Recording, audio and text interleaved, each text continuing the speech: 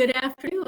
We had a lot of USDA information. About 4 different reports came out at 11 this morning. We just want to go through all those numbers, kind of digest all the numbers we saw this morning.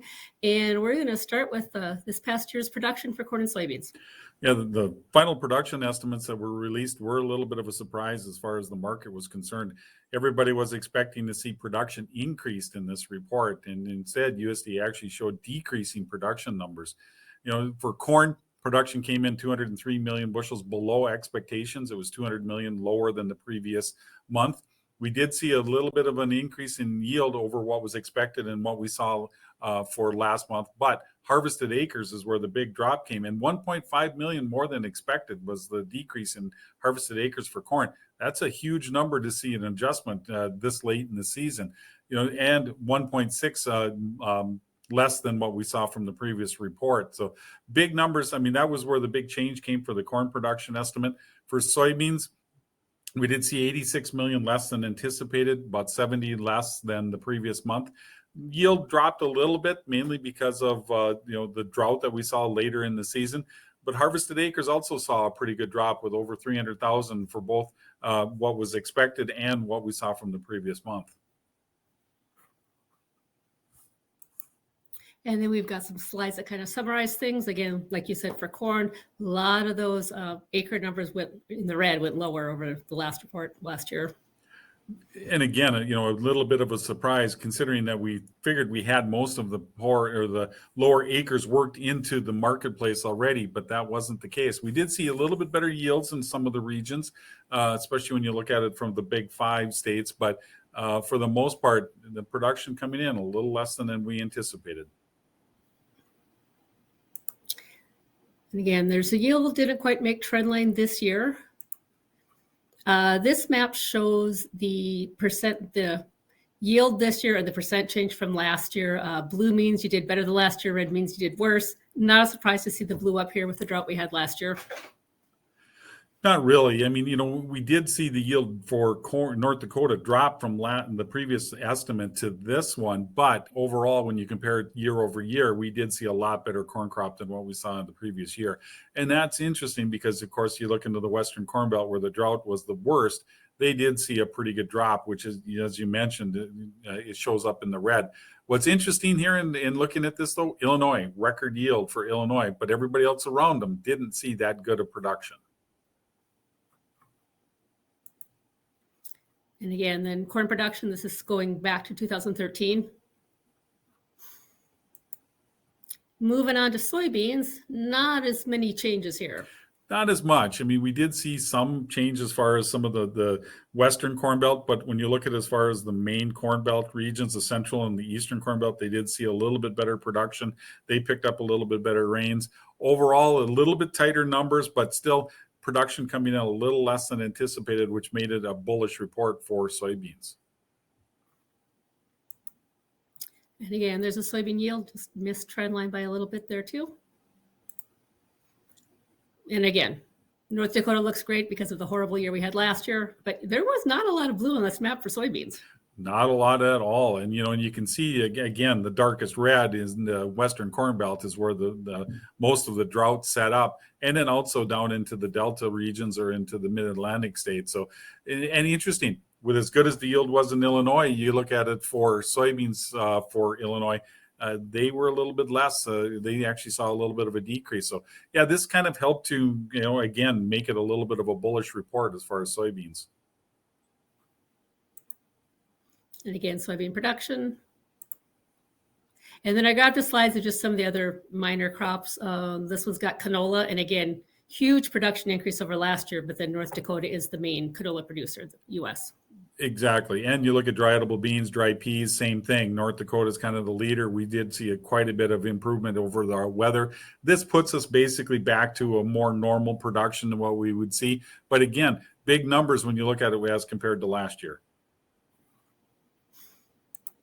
And then we've got beets and sunflowers on this page, kind of the same story with the sunflowers. Yeah, a good increase in sunflowers, again, because of the better production as far as the North Dakota and Minnesota was concerned. Then putting all that together, we came up with the U.S. ending stocks for this last year and all the balance sheet changes made to that. And again, stocks came in. I mean, we didn't see a big drop from the previous month but the trade was anticipating increased stocks in all three of the commodities. Instead, we did see it lowered. Corn came in 68 million bushels lower than anticipated by the trade, 15 million bushels lower than the last month. Soybeans, not as much, but 32 less than expected, 10 million less than the previous month. And for wheat, that's where probably a bigger surprise. We did not see an adjustment in wheat exports like everybody expected, but wheat stocks dropping 15 million more than anticipated and 4 million than the previous month. So again, friendly all the way around the board. Talking about the exports too, corn, 150 million bushel cut in a month. That's a pretty big cut, but our corn exports have been terrible. They have been. I mean, that's been one of the things we've been talking about. And we did see feed demand cut, which was, I'm surprised that it was only by 25 million bushels. No adjustment to ethanol in this report. That surprised me a little bit. But yeah, that 150 million bushel cut to corn exports should get us pretty close to running in line with where we were last year at this time. In soybeans, our exports are running a little ahead of last year. I was a little surprised to see that cut of 55 million bushels to soybean exports. You're right. That was a surprise to the trade. I figured it would come in crush because our crush numbers have been a little bit stagnant, but instead they cut exports, thinking that because of the big South American crop, we're likely going to see a little bit more of our demand flip over to Brazil. And then we also had the quarterly grain stocks report, the measure of what was stored as of December 1, 2022. Any surprises here? Big surprises. I mean, nobody anticipated that we were going to see the stocks cut as much as they were, which tells us that either our demand's been a little bit better or our production was a little bit off. And that's what kind of led to some of those adjustments that we saw in production in corn and soybeans. But yeah, corn stocks coming in 344 million less than anticipated, 833 less than last year. Soybeans, seeing over 100 million bushels for both expected and realized. And even wheat coming in a little bit tighter. So again, smaller numbers, which means that that puts a little bit more emphasis on the need to try to produce another decent crop for 2023.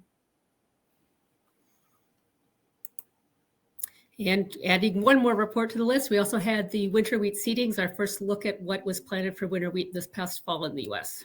And that leads right into needing to see a bigger crop this next year. And winter wheat seedings were a lot higher than anticipated. The trade was expecting to see acres increase, by about 1.3 million, somewhere in that area. But we came in 2.4 to almost 2.6 million acres above expectations, 3.6 million above last year. And a lot of that is because they had a good base price for their insurance in the fall, their winter wheat crop, or the winter wheat insurance binds in the Southern Plains in the fall when they plant the crop. So they had an incentive to plant the crop, and they certainly did in a big way. And of course, that doesn't mean we're going to see harvested acres that high. Exactly. I mean, this has been planted. This doesn't mean that it's going to be harvested. So we still are looking at a crop that is in pretty poor conditions, but it really doesn't matter until it starts coming out of dormancy, which it won't do that until mid-February, early March. Then we'll really start paying attention to the winter wheat crop. And again, just some slides on that. Obviously, everyone's up. Acres here. We had been dropping winter wheat acres for quite a few years. We're kind of coming back now. Coming back nice. I mean, it's been, this is the highest we've been at in, I think, since in 7-8 years. So it was looking down there and being some of the lowest in 40 years. And now we're starting to make a pretty good recovery. Now, you can see last year we took a little bit of a drop as far as harvested acres. We'll see what 23 brings us. Right now it's stacking up that it's looking troublesome, but we won't know that until July.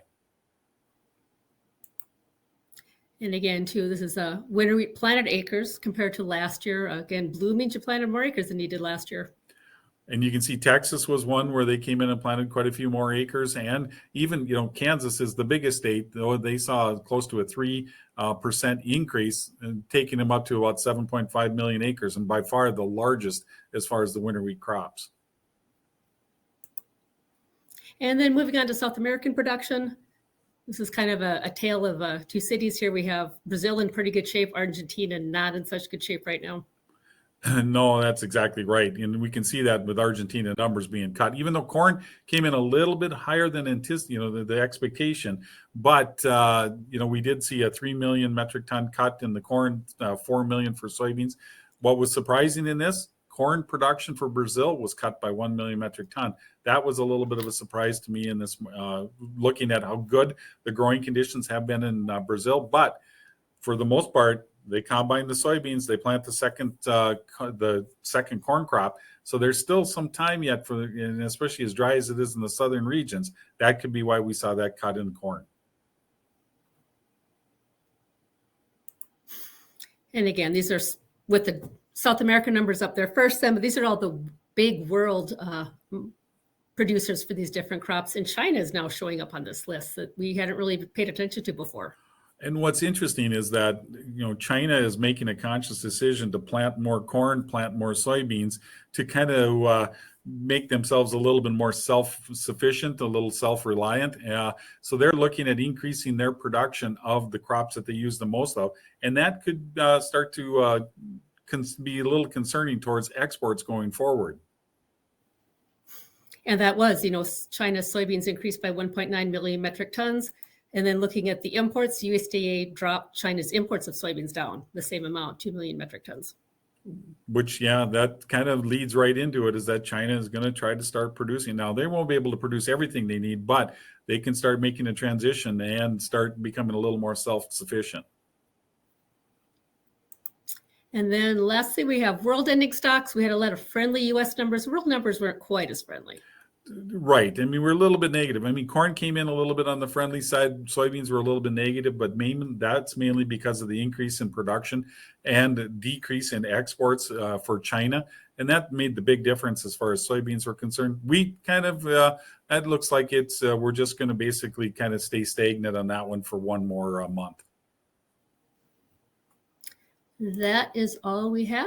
Thank you for watching. Here's our contact information. If you have any questions, give us a call.